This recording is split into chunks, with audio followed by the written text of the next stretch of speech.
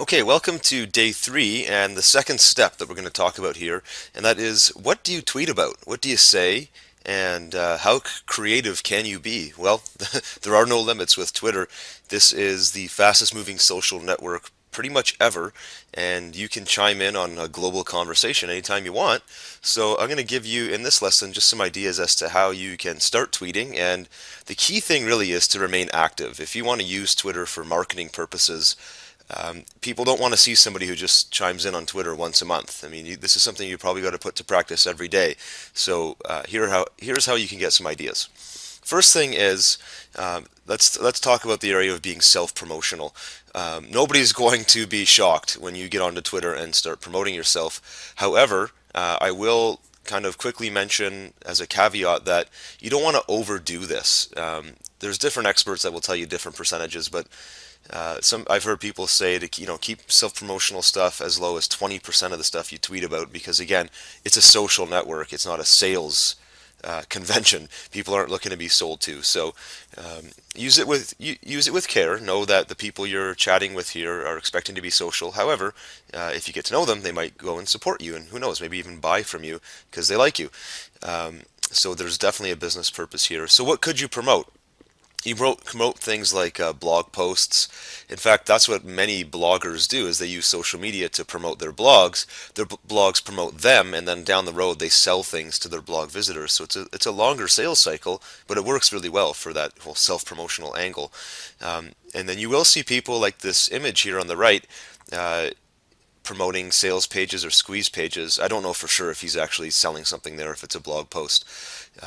In fact, by the title, it looks like it's probably a blog post. 7 ways to earn money from your social media networks, not just Twitter. So maybe he's writing about it, or maybe he's selling a report. I don't know, but that's another way of kind of putting it out there. And notice his website is a random mix of letters. It's eepurl.com.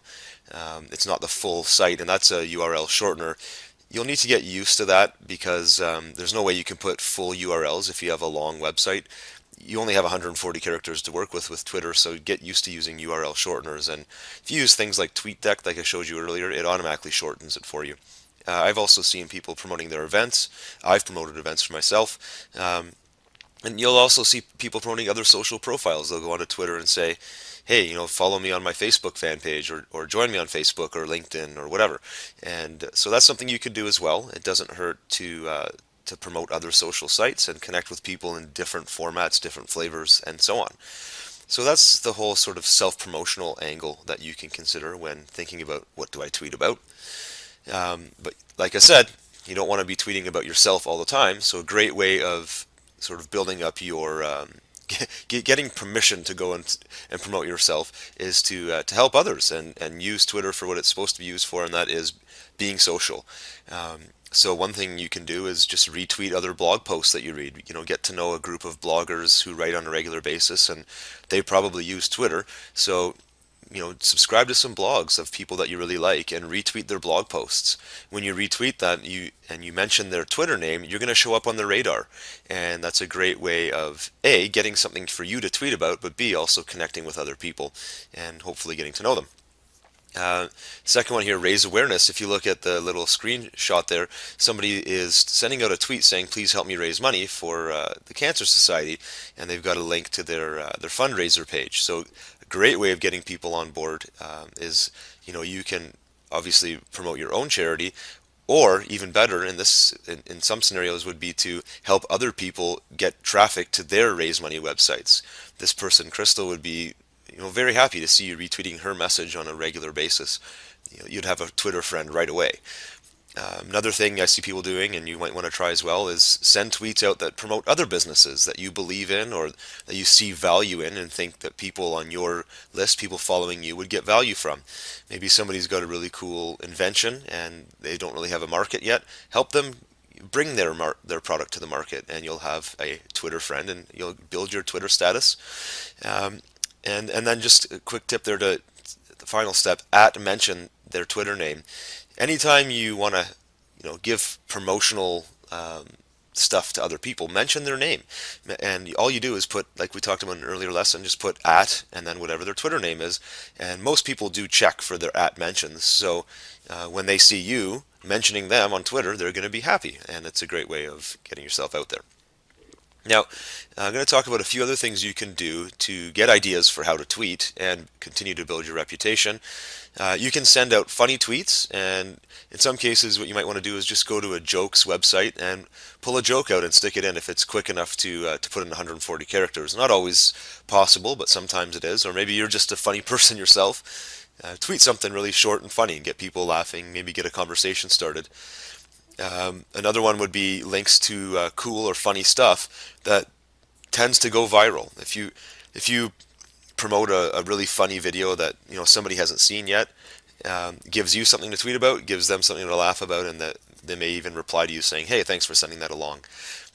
So anytime you watch something, keep your eyes open. If you watch a funny YouTube video, if you read a really interesting news story that isn't necessarily depressing news, but maybe something a little bit more positive, or shocking, or anything that will get people talking, tweet that out. I mentioned here good quotes. I say good quotes because quotes are really becoming overdone on Twitter. People just paste and auto-feed quotes into their Twitter feed all day long, and it gets really annoying. But if you have a really profound quote that might connect with your followers, then stick it in there, and it's something else you can tweet about. And then I also mentioned something here called hashtags. I've given two examples here in the pictures on the right. The first one, this guy Tom Cloverfield is using a common thing that happens on Twitter on Fridays, which is called Follow Friday, and he's saying that he recommends following this guy Ken underscore WAZ, but he's using this hashtag $FF and follow every day, or it could be Follow Friday or whatever. Hashtags are used to help people search, so you could go and search for people mentioning a Follow Friday or an FF. But also, if you look at the second example, you see somebody here saying, "Gallo, please be okay, that has to hurt." Well, I would have no idea what she's talking about unless she used that hashtag that says Knicks. She's talking about the New York Knicks. I'm a basketball fan, so I know she's talking about a player named Gallinari. So it's using that hashtag in that particular instance is great because you can have a conversation with people already out there tuned in to the Knicks or to any other. This could apply to anything, not just the New York Knicks, but think of anything that sort of has a buzzword associated with it.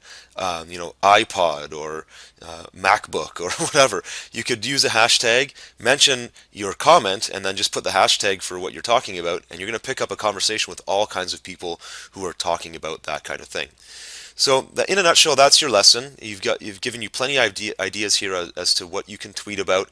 And ultimately, it comes down to your creativity and then your ability to stick to it and do this as often as you feel you need to be an effective marketer.